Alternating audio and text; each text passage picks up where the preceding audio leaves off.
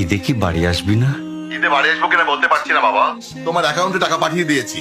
বাবা, আমার প্রমোশন হয়েছে, স্যালারিও বেড়েছে, পুরো 1 লাখ। আলহামদুলিল্লাহ। বাবা, একটু লাইনে থাকো। বাবা, তুমি তো বলেছিলে পিতৃঋণ কখনো শোধ হয় না।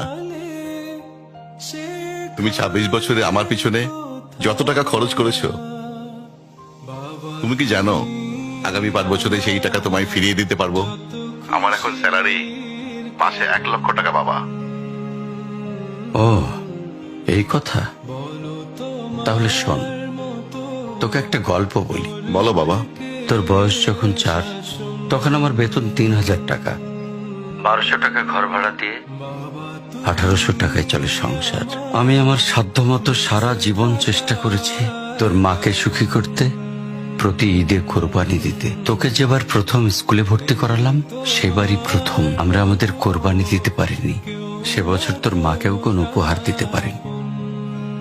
তুই যখন ভার্সিটিতে উঠলি, আমাদের অবস্থা তখন মোটামুটি ভালো, কিন্তু খুব কষ্ট হয়ে গিয়েছিল যখন আমার ট্রান্সফার হয়। রোজ রোজ বাসে চড়ে, পায়ে হেঁটে, ঘামে ভিজে খুব দুর্বিষহ লাগছিল। একদিন শোরুম থেকে একটা বাইক দেখে আসলাম। সে রাতে আমি স্বপ্নেও দেখেছিলাম আমি বাইকে চড়ে অফিসে যাচ্ছি। পরের দিন তুই বায়না ধরলি, জার্নি করতে তোর কষ্ট হয়। তোর কষ্টে আমারও কষ্ট হয় বাবা। আমি বাইকটা তোকে কিনে দিয়েছিলাম। তুই এখন লাখ টাকা বেতন পাচ্ছিস, কিন্তু মনে করে দেখ, অন্য মাইনে দিয়ে ব্র্যান্ড নিউ মোবাইলে হেডফোন কানে লাগিয়ে সারা রাত গান শুনেছিস, পিকনিক করেছিস, ট্যুর করেছিস। তোর প্রতিটা দিন ছিল স্বপ্নের মতন। আর তোর টাকা নিয়ে আমি এখন হার্টের বাইপাস করাই, ডায়াবেটিক মাপাই। জানিস বাবা, তোর মাছ খাওয়া নিষেধ, মাংস খাওয়া নিষেধ। কি করে এত টাকা খরচ করি বল? তোর টাকা নিয়ে তাই আমি কল্পনার হাট বসাই।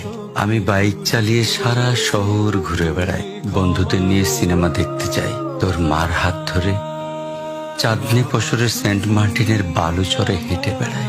চুপ করো বাবা প্লিজ, আমি তোমার কাছে চলে আসবো। তোমার টাকা না, আমি তোমার ভালোবাসা তোমায় ফিরিয়ে দিব বাবা। বোকা ছেলে, বাবাদের ভালোবাসা কখনো ফিরিয়ে দেয়া যায় না। ছোট্ট শিশুর মলমূত্র মোছা যায়, আর বুড়োদের ঘরেও ঢোকা যায় না। ওকে একটা প্রশ্ন করি বাবা। ধর তুই, আমি আর তোর খোকা তিনজন এক নৌকায় বসে আছি। হঠাৎ নৌকাটা ডুবতে শুরু করলো। যে কোনো একজনকে তুই বাঁচাতে পারবি, কাকে বাঁচাবি? থাক, উত্তর দিতে হবে না। ছেলেরা বাবা হয়, বাবারা কখনো ছেলে হতে পারে না। পৃথিবীতে সবচেয়ে ভারী জিনিস কি জানিস? পিতার কাঁধে পুত্রের লাশ।